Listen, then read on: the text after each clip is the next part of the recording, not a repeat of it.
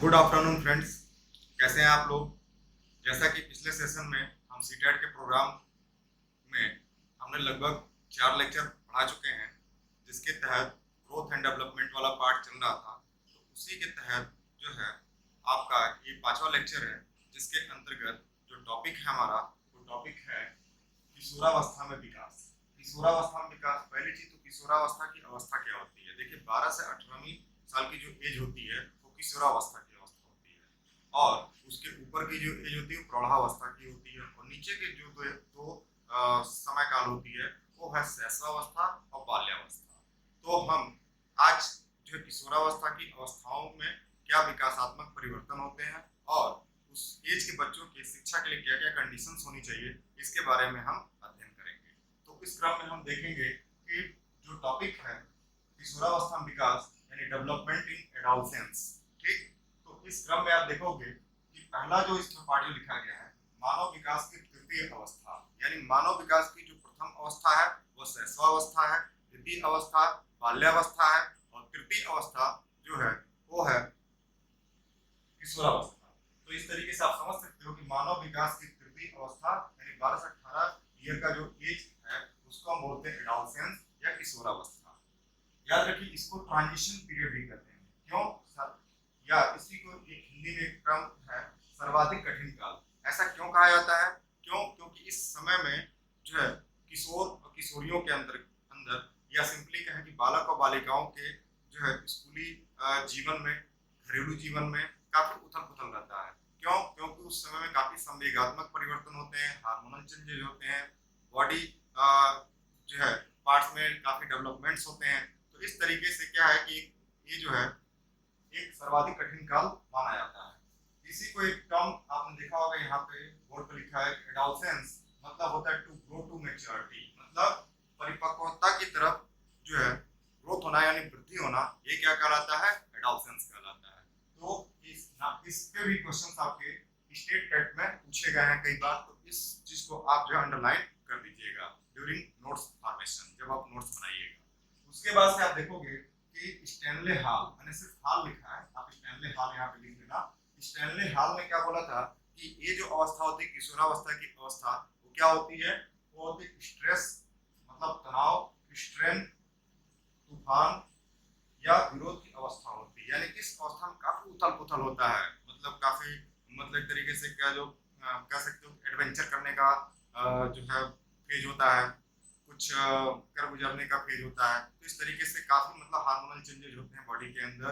तो कुछ, तो इसको एक तरीके से आप देख सकते हो कि यहाँ पे इसको हम बोल सकते हैं कि प्रॉब्लम एज बोलते हैं, मतलब क्या होता है समस्यात्मक अवस्था भी कहा जाता है। तो इस अवस्था में क्या होता है मुख्यतः संवेगात्मक उथल पुथल और तनावग्रस्त होता है, यानी प्रॉपर आपको डिसीजन मेकिंग भी करनी होती है। पहला चीज कैसा? करियर की तरफ, ठीक है, अपने लाइफ के महत्वपूर्ण डिसीजन लेने की तरफ जो है, और जो देश सेवा के प्रति भी आप बात कह सकते हो, या अपने बारे में खुद सोचने के प्रति भी, जो डिसीजन लेने के प्रति भी काफी मतलब तनावग्रस्त समय होता है। तो इसीलिए स्टैनले हॉल ने इसको क्या बोला? स्ट्रेस, स्ट्रेन, तूफान और विरोध की अवस्था। ठीक, अब इस क्रम में आप देखोगे कि अगला जो इसका मुख्य जो पार्ट है जिसको हमें समझना है वो है developmental challenge characteristics of adolescence, मतलब किशोरावस्था में विकास की मुख्य विशेषताएं क्या होनी चाहिए, कि क्या क्या वो कंडीशंस हैं कि जो जरूरी हैं एक किशोरावस्था में किशोर और किशोरियों के डेवलपमेंट के लिए, विकास के लिए। तो पहला जो अवस्था है इसको आप देखोगे तो वो है शारीरिक विकास। शारीरिक विकास का मतलब क्या है कि किशोर और किशोरियों के शारीरिक डेवलपमेंट यानी बॉडी पार्ट्स के डेवलपमेंट बहुत अलग तरीके से होते हैं। मतलब किस तरीके से? जैसे जो चीज आपका शैशवावस्था बाल्यावस्था में जो चीज एक देखने को मिलेगा कि क्रमिक रूप से शैशवावस्था में बहुत तेजी से डेवलपमेंट होता है, फिर रुक जाता है, फिर किशोरावस्था में डेवलपमेंट होना शुरू होता है तेजी से, क्योंकि उस समय में हार्मोनल चेंजेस काफी होते हैं। तो इस क्रम में आप देखोगे कि शारीरिक परिवर्तन के दौरान कि अगर जो बालिका है तो उसमें स्त्रीत्व के गुण आएंगे, और जो पुरुष है उसमें पुरुषत्व के गुण आएंगे, यानी एक तरीके से जो मेल और फीमेल के जो प्रॉपर डेवलपमेंट के जो फेजेज हैं वो सभी आएंगे शारीरिक फेज में। और इसके लिए क्या है जरूरी चीजें जो होती हैं, इसके लिए प्रॉपर न्यूट्रिएंट का मैनेजमेंट होना बहुत जरूरी है। क्यों? क्योंकि इसी के दौरान क्या होता है कि बॉडी में तमाम हार्मोनल इम्बैलेंसेस भी होती हैं। अगर प्रॉपर न्यूट्रिएंट नहीं है तो इससे काफी डिस्टरबेंसेस देखने को मिलेंगे। दूसरी चीज क्या है कि मानसिक विकास की अवस्था। मानसिक विकास की अवस्था आप कैसे समझ सकते हो कि इस दौरान जो है देखते हो कि किशोर और किशोरियों में जिज्ञासा, तर्क शक्ति जो है, कल्पनाशीलता, ठीक, और डिसीजन लेने की प्रबल क्षमता, ये सभी चीजें जो है, पढ़ने की बहुत ज्यादा इच्छा, ठीक, घूमने की बहुत ज्यादा इच्छा, तो ये सभी इच्छाएं जो होती हैं ये क्या किसके तहत होती हैं? बहुत ही मानसिक विकास के तहत होती हैं। यानी इसमें नए नए जगहों पर जाना, उसके बारे में सोचना, फिर वहाँ के कंसेप्ट को बनाना, मतलब संप्रत्यय विकसित करना, ठीक, और तमाम जो है बुद्धि के स्तर पे जो है कई तरीके का जो डेवलपमेंट होना, ये सभी जो चीजें होती मानसिक विकास के अंतर्गत आती है। ठीक है, तो इस क्रम में आप जो तीसरा पार्ट जो देखोगे, तो तीसरा पार्ट क्या होगा? तीसरा है स्थिरता तथा समायोजन। स्थिरता और समायोजन का मतलब क्या होता है? पहले स्थिरता को समझिए, समायोजन का मतलब समझिए। समायोजन को इंग्लिश में कहते हैं एडजस्टमेंट। मतलब इसको जो आप ये वाला पार्ट है इसको आप देख सकते हो, स्थिरता तथा समायोजन। तो इसके तहत आप देखोगे तो किशोरावस्था जो है एक तरीके से कहा जाता है शैशवावस्था की पुनरावृत्ति होती है। पुनरावृत्ति का मतलब क्या होता है? किशोरावस्था में शैशवावस्था में बहुत तेजी से बॉडी पार्ट में डेवलपमेंट होते हैं, यानी बच्चे का विकास बहुत तेजी से होता है। मतलब कि जब बच्चा जन्म लेता है उसके बाद से बहुत तेजी से उसमें ग्रोथ होंगे। यानी जो एक माह का बच्चा होगा और एक साल का बच्चा होगा उसमें काफी अंतर देखने को मिलेगा, और एक साल से 3 साल के बच्चे में काफी अंतर देखने को मिलेगा। तो ये सभी जो चीजें होती हैं ये शैशवावस्था से अर्ली बाल्यावस्था तक जो है काफी तेजी से डेवलपमेंट होगा। फिर ये जो डेवलपमेंट होगा वो रुक जाएगा, धीरे धीरे होगा, और उसके बाद से क्या होगा कि फिर किशोरावस्था की अवस्था में ये तेजी से डेवलपमेंट होना शुरू होगा और फिर धीरे से धीरे रुक जाएगा। यानी एक तरीके से आप देख रहे हो कि क्रमिक विकास की जो अवस्था है वो बढ़ रही है, घट रही है, घट रही है, बढ़ रही है। तो ये सभी प्रोसेस इस तरीके से चल रहे होते हैं। तो इसको क्या बोला जाता है? किशोरावस्था जो होती है शैशवावस्था की पुनरावृत्ति है। अब इसमें आप देखोगे कि किशोर और किशोरियों के व्यवहार में काफी परिवर्तन आता है। मतलब उनकी सोच में काफी परिवर्तन आता है, डिसीजन लेने में काफी परिवर्तन आता है, ठीक, और विचारों में काफी परिवर्तन आता है। समायोजन करने में भी उनको काफी तरीके से दिक्कतों का सामना करना पड़ता है। कई बार क्या होता है कि वो अपने बड़ों की जो बातें होती हैं उनके तर्कों से सहमत नहीं होते हैं, अपने टीचर्स की बातों से सहमत नहीं होते हैं, अपने पीयर्स ग्रुप में ज्यादा एंजॉय करते हैं, ठीक। तो ये सभी जो चीजें होती हैं, स्थिरता का समायोजन इस अवस्था में बहुत बड़ा रोल प्ले करता है। इसके बाद से क्या होता है कि व्यवहार में विभिन्नता है। व्यवहार में विभिन्नताएं का मतलब क्या है कि किस तरीके से उनके व्यवहारों में परिवर्तन देखने को मिलता है। तो इसमें सबसे खास जो चीज होती है वो होते हैं संवेग। संवेग का मतलब क्या होता है? इमोशन। इमोशंस क्या होते हैं? इमोशन जैसे क्रोध की हम बात कर लें, खुशी की बात कर लें, ठीक है, और भी कई आप इमोशंस देख सकते हो। तो संवेगों में काफी परिवर्तन देखने को मिलती है। इसमें क्या होता है? साहस भरे वाले कार्य करने के लिए अक्सर यूथ जो होते हैं जो लालायित होते हैं। जैसे आपने देखा होगा कि कहीं पे अगर एडवेंचरस चीजें हो रही हैं, जैसे कहीं पे स्पोर्ट्स रिलेटेड वर्क हो रहे हैं, दौड़ हो रहा है, और या रस्सी कूद हो रही है, या कहीं पहाड़ों पे आपने देखा होगा कि तमाम जो है बर्मा ब्रिज वगैरह पे मतलब काफी जो है किशोर और किशोरियों का काफी जो है उसमें योगदान होता है, उसमें फिजिकल एक्टिविटीज करने में। तो ये सभी चीजें और भी साहस भरे कार्य, जैसे आपने सुना होगा कि 10 साल की जो है युवती या 10 साल का युवक जो है एवरेस्ट की चढ़ाई पे गया, 12 साल का चढ़ाई पे गया। इसका मतलब क्या है? एडवेंचरस जो वर्क होता है वो इस अवस्था में आपको देखने को मिलेंगे। तो ये क्या होते हैं? बेसिकली ये संवेग के कारण ही होते हैं, ठीक। इसके बाद से हतोत्साहित की जो अवस्था भी होती है, यानी कई बार आपने यूथ में देखे होंगे कि उनके अंदर काफी डिस्ट्रेस होता है, किसी चीज को लेकर के तनाव होता है, तो हतोत्साहित की अवस्था भी देखने को इसी समय में मिलती है। इसके बाद से नेक्स्ट जो है घनिष्ठ मित्रता। याद रखिएगा घनिष्ठ मित्रता का काल इसमें होता है, क्योंकि युवक जो है एक तरीके से कह सकते हो कि किशोर और किशोरी इसी अवस्था में अपने अपने रुचि के अनुसार देखते हो कि मित्रता करते हैं, ठीक है।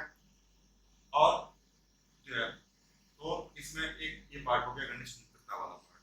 दूसरी चीज क्या होती है कि व्यक्तिगत चर्चा को आपको देखने को इसमें मिलता है, परामर्श देखने को मिलता है, और साथ में सबसे खास चीज है समूहता, यानी ग्रुप एक्टिविटी करने में इसमें ज्यादा योगदान देखने को मिलता है।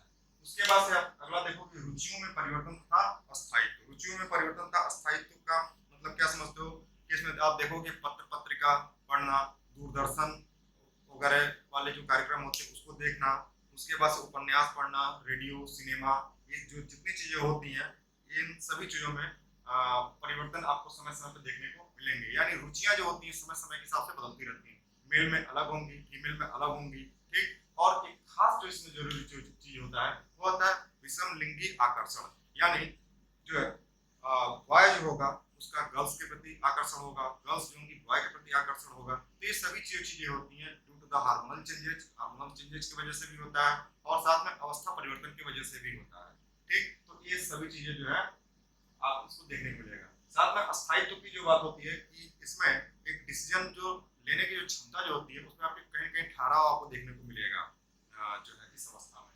तो ये जो है काफी उथल पुथल और एक तरीके से काफी जो है तनावग्रस्त स्टेज भी इसको बोला जाता है, जैसा कि पहले बता चुका हूँ। नेक्स्ट पार्ट है काम शक्ति की परिपक्वता।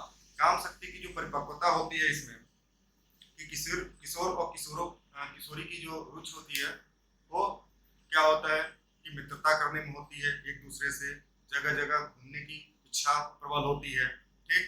और क्या होती है इसमें जो है रुचि जो है कुछ एडवेंचरस करने का ये भी जो है रुचि होती है। तो याद रखिए काम शक्ति की परिपक्वता जो है काफी इसमें देखने को मिलेगी। समूह को महत्व, ये अपने ग्रुप को जो है ज्यादा महत्व देते हैं। समूह के महत्व का मतलब क्या है, संगी जो साथी होते हैं उनको एक काफी प्रायोरिटी देते हैं, मतलब जो साथ के जो क्लास रूम के आप एक तरीके से कह सकते हो पीयर ग्रुप जो होता है उनके महत्व में काफी इनका योगदान देखने को मिलता है। मतलब ग्रुप एक्टिविटी काफी करेंगे, खाना पीना एक साथ करेंगे, ठीक है, कहीं पे कोई टूर पे जाना हो तो एक साथ जाएंगे, ठीक। तो इनका काफी परिवर्तन आपको देखने को चल रहा है।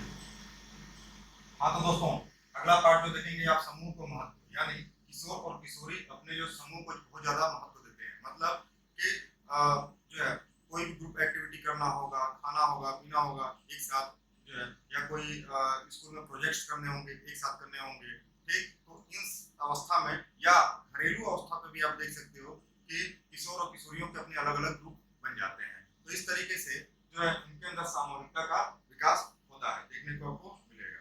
दूसरी चीज क्या होती है कि व्यवहार, आदत, रुचि और इच्छा में परिवर्तन भी इसी अवस्था में होता है। इसके बाद से अगला जो स्वतंत्रता प्लस विद्रोह की भावना, याद रखिएगा इसमें इस अवस्था में किशोर और किशोरी अपने आप को स्वतंत्र चाहेगा, मतलब उसको कोई हिंड्रेंस नहीं, मतलब बड़े जो है बुजुर्ग या समझी कह सकते हो कि जो भी लोग उनको सलाह देंगे तो अगर जो तर्क के अनुसार नहीं बैठेगा, ठीक, तो उस पर क्या होंगे ये लोग अक्सर विरोध करेंगे।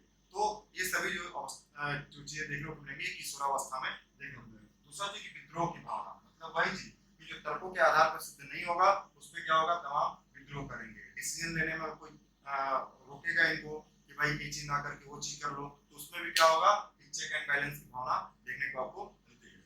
इसके बाद समाज सेवा की भावना, समाज सेवा की भावना इस अवस्था में बहुत ज्यादा होती है दोस्तों। समाज सेवा की भावना मतलब क्या है कि त्याग और बलिदान की भावना देखने को मिलता है। जैसे इसी स्टेज में देखते होंगे कि जो है देश प्रेम की भावना जागृत हो जाती है, ठीक, किसी के प्रति मतलब हेल्प करने की भावना वो भी जागृत हो जाती है। या एक तरीके से और स्टेज में देखते हो कि त्याग और भावना के कई और भी उदाहरण आपको देखने को मिलते हैं। तो इस अवस्था में देखने को आपको ज्यादा मिलती है।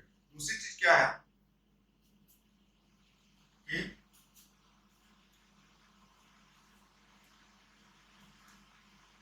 प्राणों की जो बाजी लगाने की बात होती है इस अवस्था में आपको देखने को मिलती है। उसके बाद से क्या है कि आदर्श समाज बनाने में इनका सहयोग बहुत ज्यादा होता है। उसके बाद ईश्वर का धर्म में विश्वास, याद रखिएगा ईश्वर का धर्म में इनका विश्वास बहुत ज्यादा होता है। ये क्या होता है कि विभिन्न देवी देवताओं इनमें मतलब इनकी आस्था बढ़ जाती है कि आपने देखा होगा कि कई बार जैसे बचपन में हम लोग भी कहते हैं कि जो जब रिजल्ट आने होते हैं कि ईश्वर देख लो जो है कुछ हो जाए, तो ये सभी चीजें होती हैं। तो अपने अपने मत के अनुसार इनके अपने अलग इष्ट देव होते हैं, तो उसके आधार पर चाहे और साथ में धर्म में भी विश्वास करने लगते हैं। तो इनका एक स्पेसिफिक धर्म के प्रति अपनी एक आइडियोलॉजी बन जाती है। ठीक है दोस्तों, तो इसके नेक्स्ट पार्ट पे हम चलते हैं। तो नेक्स्ट पार्ट क्या क्या है इसका, वीर पूजा की भावना। वीर पूजा की भावना का मतलब क्या होता है, याद रखिएगा इसमें क्या होता है कि विभिन्न प्रकार के जो महापुरुष होते हैं ये इनके एक तरीके से आदर्शात्मक होते हैं। जैसे कि कुछ लोगों के स्वामी विवेकानंद के आदर्शों पर चलते हैं, कुछ लोग जो होते हैं महात्मा गांधी के आदर्शों पर चलते हैं, कुछ लोग अपने ही ग्रुप के जो लीडर्स होते हैं, जैसे हम बात करें डिफरेंट डिफरेंट, जैसे भीमराव अम्बेडकर की बात कर लें, और जो है तमाम और जो लीडर्स हैं या आज के ज़माने के जो लीडर्स हैं वो भी कई लोगों के क्या होते हैं, आइडियल्स होते हैं, उनके मेंटर्स होते हैं। तो याद रखिएगा उनको एक तरीके से ये भक्ति के तौर पे मानते हैं। जैसे कि भगत सिंह की बात करें, उस समय उस दौर में क्या होता है कि उनको इस तरीके से माना जाता था, समझा जाता था। उसके बाद से क्या स्वाभिमान की भावना, याद रखिएगा स्वाभिमान की भावना बहुत ज्यादा इस प्रकार के उसमें होती है, ठीक, किशोर और किशोरियों के अंतर्गत, ठीक। आत्मगौरव की भावना इनके में बहुत ज्यादा होती है कि मतलब अपना सेल्फ रेस्पेक्ट के आड़े और कुछ भी आता तो उससे ये प्रॉपर विरोध करने से नहीं चूकते हैं। जो इसका नेक्स्ट पार्ट है अपराध प्रवृत्ति का विकास। याद रखिएगा दोस्तों, इसी अवस्था में अपराध प्रवृत्ति बहुत तेजी से बढ़ती है। अगर किसी भी यूथ को या सिंपली कहें कि किशोर और किशोरी को अगर सही डायरेक्शन नहीं मिला, या तो पढ़ाई में, या तो समाज के द्वारा, ठीक है, या तो घर के द्वारा, तो इसमें क्या होता है कि सब भटकाव बहुत ज्यादा देखने को मिलेगा और युवक युवतियां गलत रास्ते पे चले जाते हैं। तो अपराध प्रवृत्ति भी इस एज में बढ़ने के चांसेस बहुत ज्यादा बढ़ जाती है, ठीक। क्यों? क्योंकि अगर उनकी इच्छा पूर्ति में कोई बाधा आएगी, ठीक, उनको निराशा हाथ लगेगी, एग्जाम में फेल हो जाएंगे, तो इस तरीके से क्या होता है कि अपने पास से भटक जाते हैं और ये क्या होता है कि दूसरा रास्ता अख्तियार कर लेते हैं। इसके बाद से आप देखते हो कि व्यवसायिक चिंता। व्यवसायिक चिंता का मतलब क्या होता है, ये जो एज जो है आपका 12 से 18 साल तक की, तो लास्ट वाला जो फेज होता है इसमें अक्सर आप देखे होंगे कि कई परिवार के जो बच्चे होते हैं उसमें क्या करते हैं कि सोचते हैं कि भाई हमें कुछ ऐसा कोर्स कर लें, कुछ ऐसी चीजें कर लें जिससे हमको बहुत जल्दी से जल्दी जॉब मिल जाए, जिसके माध्यम से अपने परिवार के जो है बर्डन है उसको कम कर सकें। तो ये अवस्था जो होती है व्यवसाय को सेलेक्ट करने की चिंता बहुत ज्यादा होती है। मतलब अपने कुछ लोग आगे पढ़ने के लिए भी जाते हैं, कुछ लोग व्यवसाय की चिंता के प्रति ग्रसित रहते हैं। तो इस तरीके से आप इसकी तो दोस्तों इसी क्रम में आप देखोगे कि किशोरावस्था में शिक्षा यानी एजुकेशन ड्यूरिंग एडोलसेंस किस किस तरीके का क्या व्यवस्था है, क्या प्रोविजन है, उसके बारे में एक एक करके देखेंगे। तो इसमें आप याद रखिएगा कि इसमें आप देखोगे कि 4-5 मैंने पॉइंट्स लिखे, एक एक पॉइंट पे मैं चर्चा करूंगा। पहला चीज क्या है, शारीरिक विकास के लिए शिक्षा। शारीरिक विकास के लिए शिक्षा का मतलब क्या है, इसमें पहली चीज कि किशोरावस्था जो होती है एक तूफानी अवस्था होती है। तो इस अवस्था में बहुत ज्यादा जो है एक तरीके से बैलेंस न्यूट्रिएंट की जरूरत होती है। तो प्रॉपर मात्रा में किशोर और किशोरियों को एक निर्धारित कैलोरी मिल पा रहा है कि नहीं मिल पा रहा है, क्या वो माल न्यूट्रिशन के शिकार हैं या ओवरवेट के शिकार हैं, इन सभी चीजों का जो आकलन जो है करना होगा किसको, पहली चीज तो घर पे, दूसरा स्कूल लेवल पे भी, और तीसरा जैसे हर स्कूलों में आप देखोगे तो किसी किसी में होते हैं मतलब डॉक्टर्स और किसी किसी में नहीं भी होते हैं। तो एक ये भी एक प्रोविजन होना चाहिए जिसके माध्यम से क्या हो कि ये बच्चों का प्रॉपर एक तरीके से ये असेसमेंट हो सके, जिसके माध्यम से शारीरिक विकास के लिए क्या क्या जरूरी चीजें हैं उस पर जो है दिया जाए उनको, और पर्याप्त मात्रा में उनका शारीरिक विकास के लिए और जो तत्व जैसे व्यायाम करना, खेलकूद करना, ये सभी चीजें भी समय समय पूरी हो। तो इसके लिए जो शिक्षा दी जाए तो वो होगा शारीरिक विकास के लिए शिक्षा। दूसरे पार्ट में आप देखोगे मानसिक विकास के लिए। याद रखिएगा मानसिक विकास का जो टर्म है ये आपका सीटेट के जो पेपर है इसमें बहुत ज्यादा एक पूछा जाता है। तो याद रखिए कि इसमें कुछ गिने चुने 4-5 जो टर्म है बार बार आपके पेपर में घुमा फिरा के आते हैं, लेकिन अगर आप सही तरीके से रिकॉल नहीं कर पाते हो तो उस दौरान आपके पेपर जो है छूटने के या गलत होने के चांस बढ़ जाते हैं। तो याद रखिए कि कौन कौन से शब्द हैं। तो पहली चीज मानसिक विकास के लिए यानी ऐसे कौन कौन सी चीजें हैं जिससे मानसिक विकास बढ़ता है।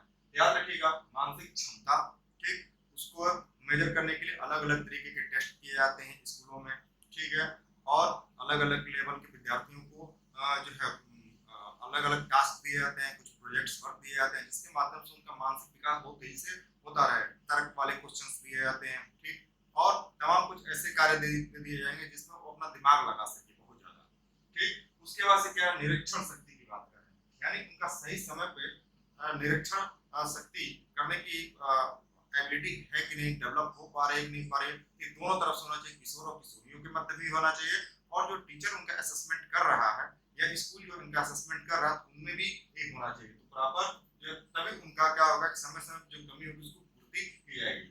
तीसरी चीज क्या, तर्क शक्ति, और तर्क शक्ति किससे बढ़ेगा कि उनको प्रॉपर ऐसे कार्य दिए जाए जिसमें तार्किकता का भाव हो, ठीक है, मतलब उनको प्रॉपर चीजें ऐसे दी जाए जिसमें वो तर्क के माध्यम से चीजों को प्रूव कर सके। तो ये चीजें हो गई।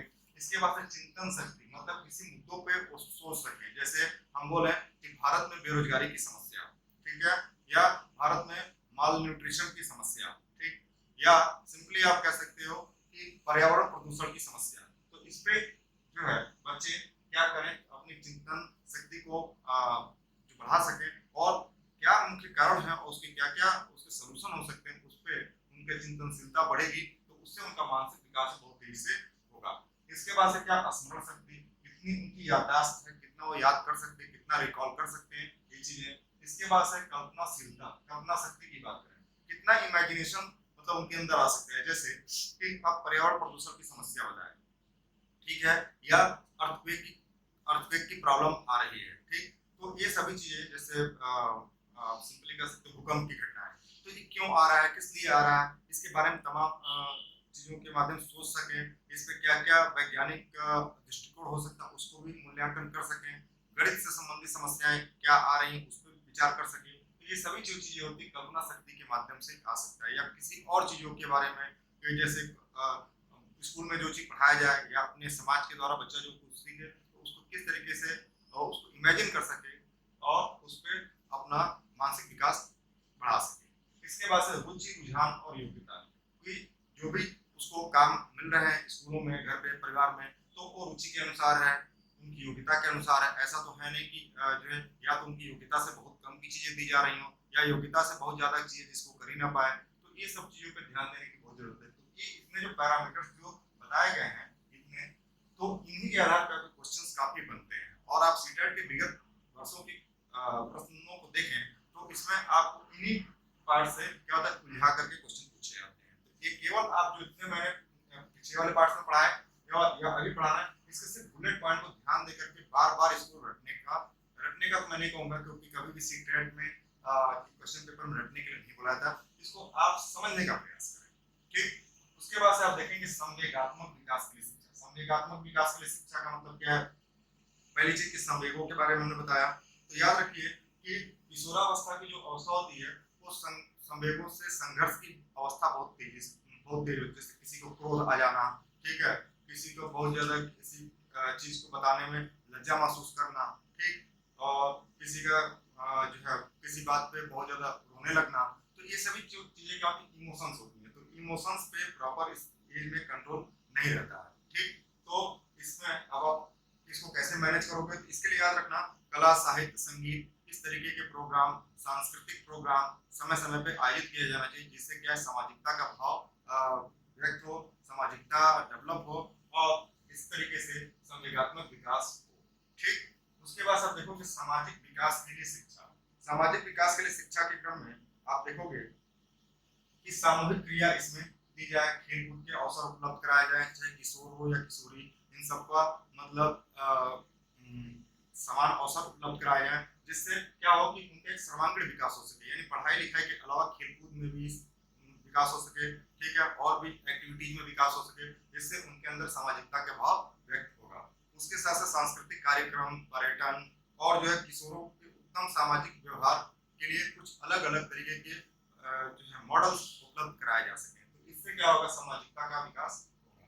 तो इसके लिए शिक्षा दी जाए। इसके बाद अगला क्या, व्यक्तिगत विभेदों के अनुरूप शिक्षा। याद रखिएगा दोस्तों कि व्यक्तिगत विभेद मैं पहले भी बता चुका हूँ ड्यूरिंग सिलेबस डिस्कशन कि हर एक बच्चा जो होता है सेम नहीं होता है पढ़ाई में, ठीक है, या किसी और चीज में। कुछ बच्चे पढ़ने में बहुत अच्छे होते हैं, कुछ खेलकूद में बहुत अच्छे होते हैं, कुछ जो है आर्ट्स में बहुत अच्छे होते हैं, कुछ और चीज क्रिएट करने में बहुत अलग होते हैं। तो यानी उनकी अलग अलग पृष्ठभूमि भी बहुत ज्यादा मायने रखती है उनके व्यक्तिगत विभिन्नता में। तो इन व्यक्तिगत विभेदों को ध्यान में रख करके जो शिक्षा दी जाए, तब क्या होगा कि सही तरीके से उनकी शिक्षा जो होगी पूरी होगी और उनका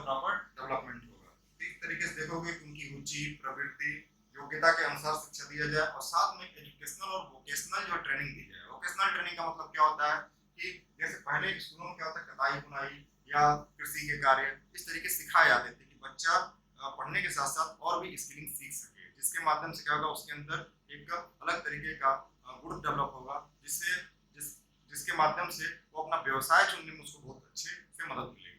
इसके बाद से देखो कि यौन शिक्षा। यौन शिक्षा एक बहुत ही इम्पोर्टेंट पार्ट्स है, टॉपिक्स है। क्यों? क्योंकि आज के समय में एक स्कूलों में, हर परिवारों में इस पे शिक्षा देने से नॉर्मली पेरेंट्स, नॉर्मली टीचर्स कतराते हैं। हालांकि इसको शिक्षा क्यों जरूरी है? क्योंकि ये जो अवस्था होती है काफी उथल पुथल की अवस्था होती है, और इसमें अगर प्रॉपर शिक्षित न किया जाए, जो है किशोर और किशोरियों को प्रॉपर शिक्षा न दी जाए, जिसके तहत उनको ना बताया जाए कि भाई बॉडी पार्ट्स है क्या, उनकी क्या फंक्शनिंग है और किस तरीके से जो है उसका प्रॉपर यूटिलाइजेशन है, तो ये सभी चीजें दी जाए ताकि वो भावी जीवन के लिए तैयार हो सके।